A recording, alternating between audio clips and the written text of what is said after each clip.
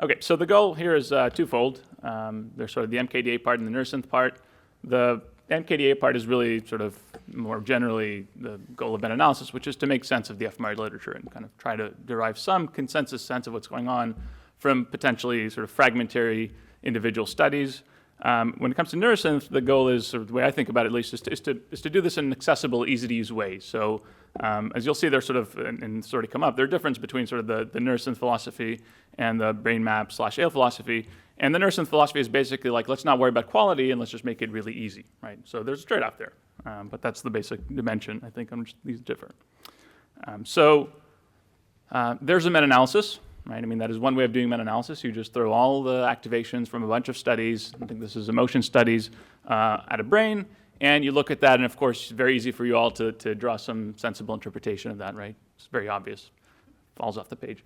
No, that's just, I mean, that's not helpful. If you do some statistical magic via MKDA or some other method, you can generate something like the bottom plot, which is now much more sensible and easier to understand. This is from a paper from Tora Wager's group about a decade ago now, almost. It's been a long time, I guess. And this is a meta-analysis of emotion, and you probably, if you know anything about emotion, you'll look at this and say, like, yes, that makes perfect sense to me. Part of the reason it may make perfect sense to you is because of maps like this that have now been around for 10 years. But the point, of course, is that we want to do this in a quantitative way because the top does not make much sense and the bottom does, and so the tools are really just designed to give us some sort of quantitative ability to distill what's going on. So Tom already talked a bit about MKDA, so I'll just breeze through this. But the basic idea here is you take activations in the literature. So here, every study, let's say in this in the sort of leftmost panel, is every point is an activation, and you multiply that by a hard sphere just to smooth the data, and then you can average over. Let's say you have 100 studies. You just take the average intensity at every voxel, which is the proportion of studies that activate for that contrast, and then you can do some significant, or you can compute significance via permutation tests, and I'll walk through some of the details here. In the case of multi-level kernel density estimation, again, so let's say we have 437 studies in this case. Each map has, so the leftmost map might have a whole bunch of activations, and then maybe one study only reports bilateral amygdala and so on, and we want to combine these in some way. So again, we just multiply these by a hard sphere, and then we can average them. So we literally just take the average at every voxel, 1 versus 0 for every activation, right? And so you end up with a continuous density map, and that tells you, for example, well, in the amygdala in this case, maybe 12% of studies activate, right, for this contrast of emotion versus some baseline. And you can see just by looking at that already that there's some structure there. So you can see, well, it looks like the amygdala is more activated in studies of emotion. But then what we can do is we can randomly shuffle the blobs around. So we create a null distribution, and depending on the correction procedure, you might say, take the maximum intensity value at the 95th percentile over all these replicates, and so you're basically referring the observed values to some null distribution, and if the observed result passes, or if it's greater than, let's say, some particular threshold in the null distribution, then you would say you have a significant effect, right? And so you can compute p-values in this way and end up with a map that looks like this. And that's the map you would probably report and say, well, now we have something that we feel comfortable is maybe quote-unquote real. MKDA allows you to do study weighting. This has become much less important in recent years because almost everything now is, at least methodologically, I think there's much better quality control in terms of what gets into the literature. But at least historically, the idea was initially that random effect studies used to get a larger weighting because in the early days of fMRI, people were doing fixed effects analyses, and so the idea was just to downweight fixed effect studies. The general principle here is really that you can adjust for study quality, right? And you don't have to worry, you can, any way you can quantify differences in quality, you can adjust for, and you should. If you think there's some reason that some studies are just not trustworthy, or should be trusted less, and sample size is one dimension that Tom already talked about as mattering, right? Then you can quantify that, and so you have the ability to do that.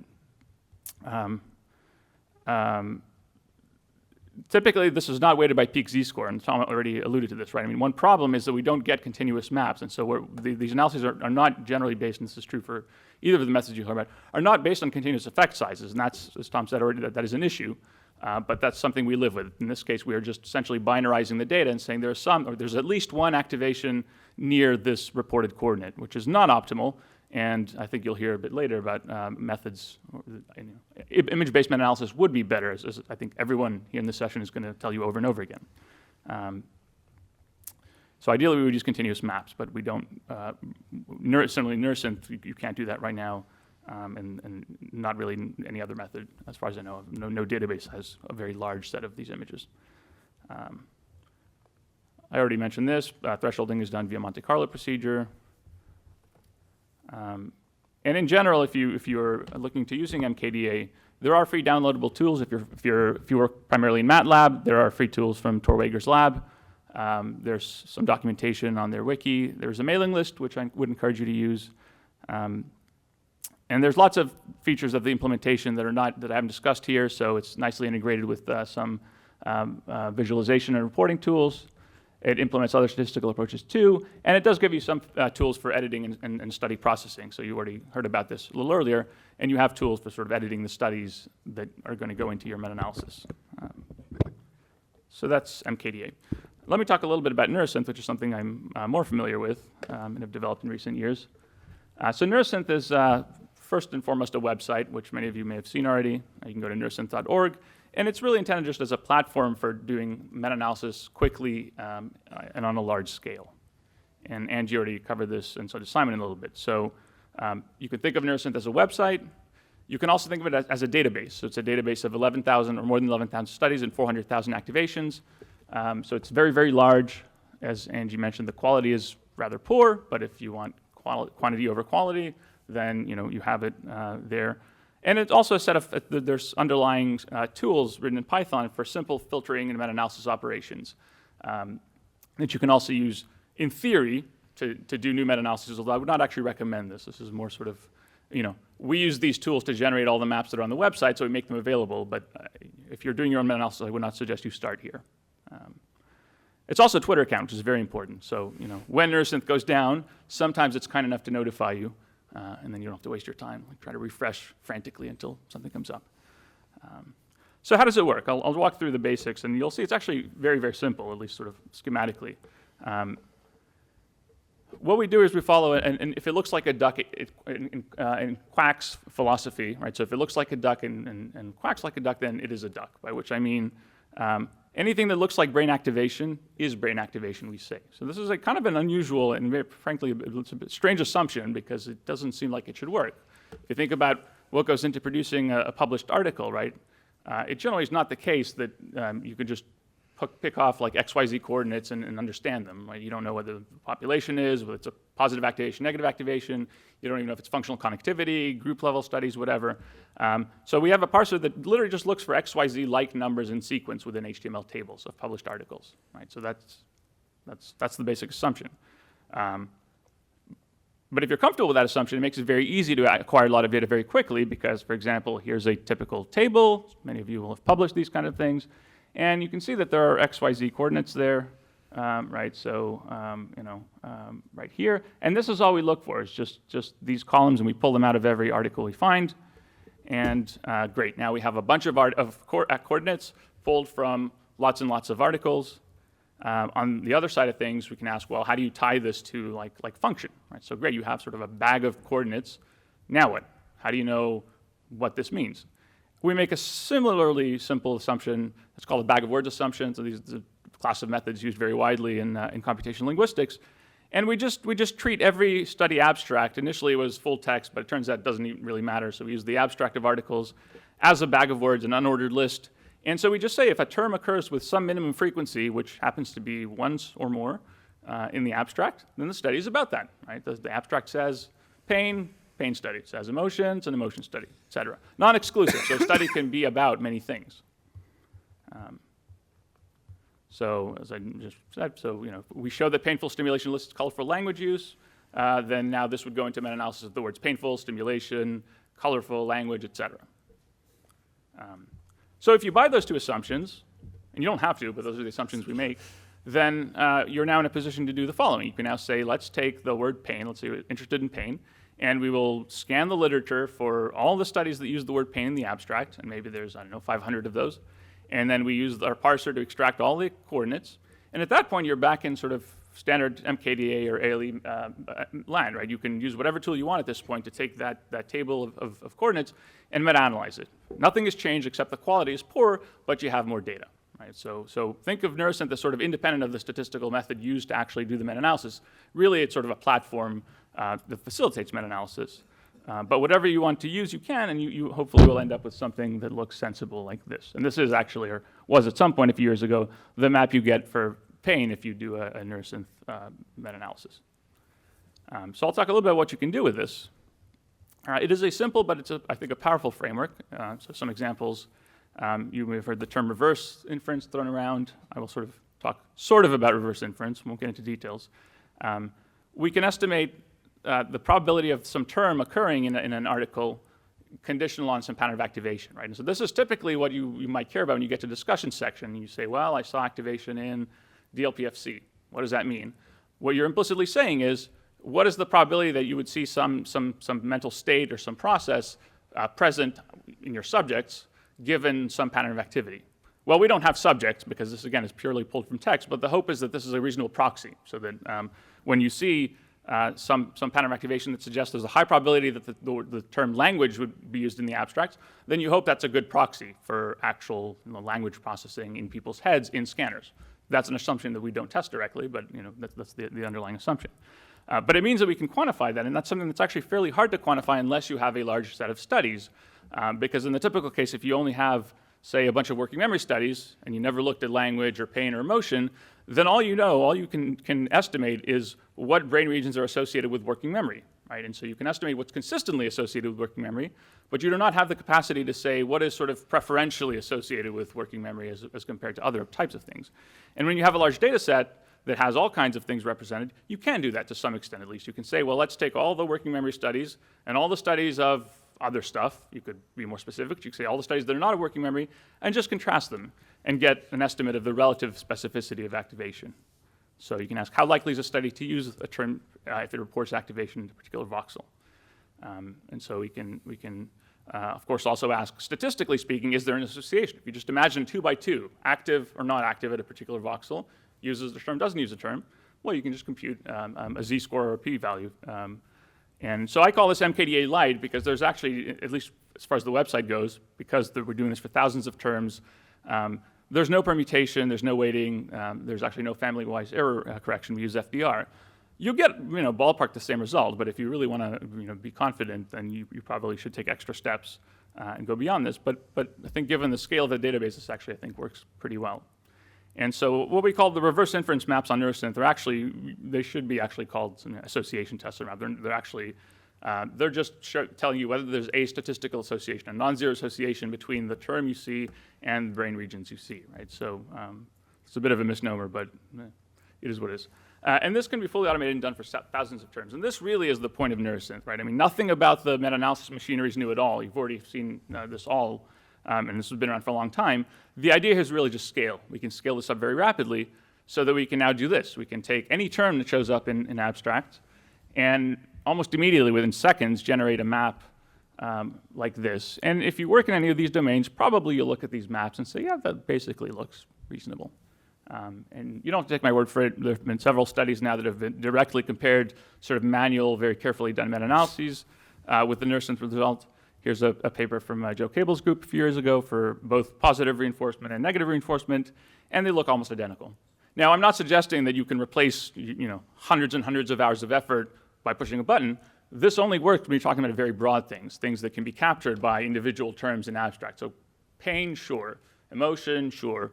If you want to do a meta-analysis of like mechanical pain versus thermal pain, Neurosynth is not going to help you, right? At that level of specificity, we just do not have enough studies. We would need hundreds of studies for that comparison to work, and we don't have that. So, so you can't replace, you can't use this as a tool to just automatically do meaningful meta-analyses, or at least more specific meta-analyses. But for terms that occur very, very commonly, you do get what is essentially the same representation that you would get using other approaches. Now on the website, we have a bunch of other tools. So it's not just the data we've generated. So we have functional connectivity maps that come from the Brain Superstruct project. And so if you navigate Neurosynth, you can click on any point of the brain and see a functional connectivity map that comes from a large data set provided by Randy Buckner and Thomas Yeo. You can also see the functional coactivation map from Neurosynth, and they generally will look very similar. You can overlay them. You can also ask what's going on in a particular region. So there's this "What's Here" button. If you click that, what that will do is take you to a table that looks like this.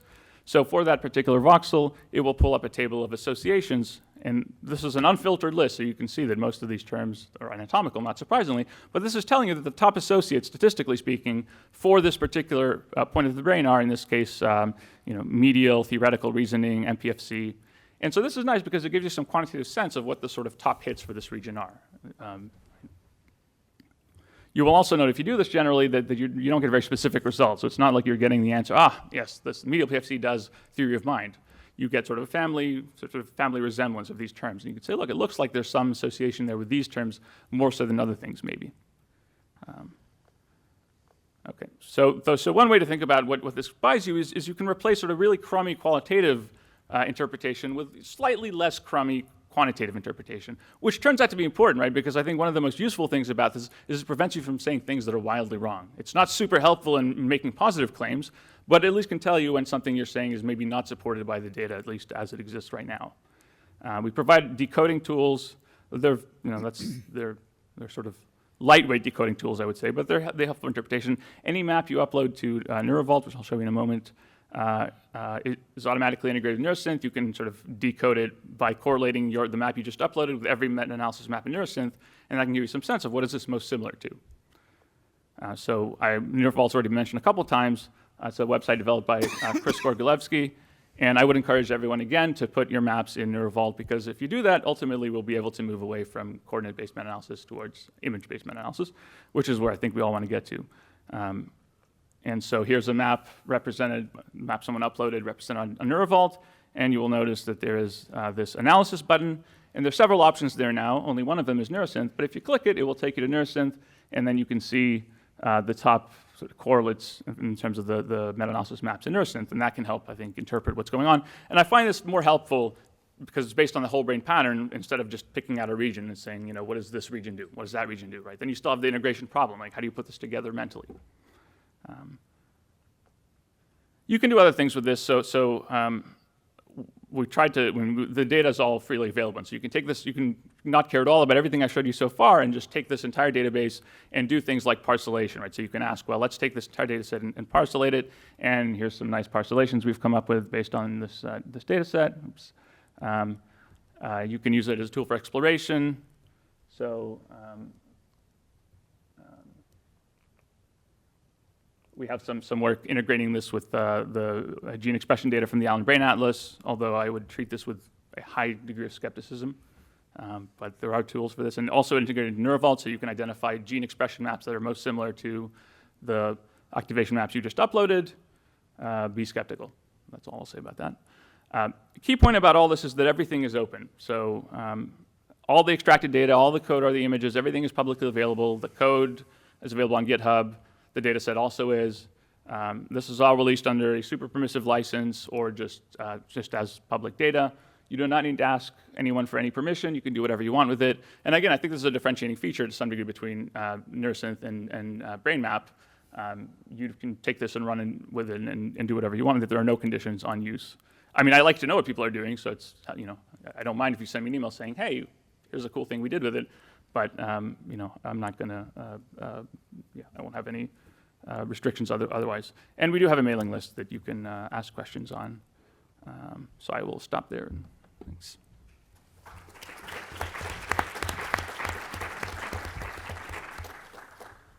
Well, thanks again. Congrats for also staying on time. It's a little bit of a weird session now. Are there questions, comments?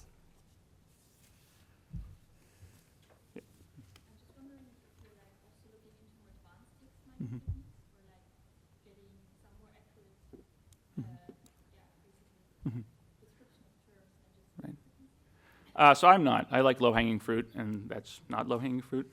I think Angie's doing some work on that, and there's other people working on that question. And I think that the right direction to go, and which, again, I think is what Angie's pushing towards, is using machine learning to actually try and predict human labels. Ultimately, I mean, I agree that we're not going to do better than human labels, at least not in the foreseeable future. And I think that is the right way to go, but I just haven't really invested any effort in that.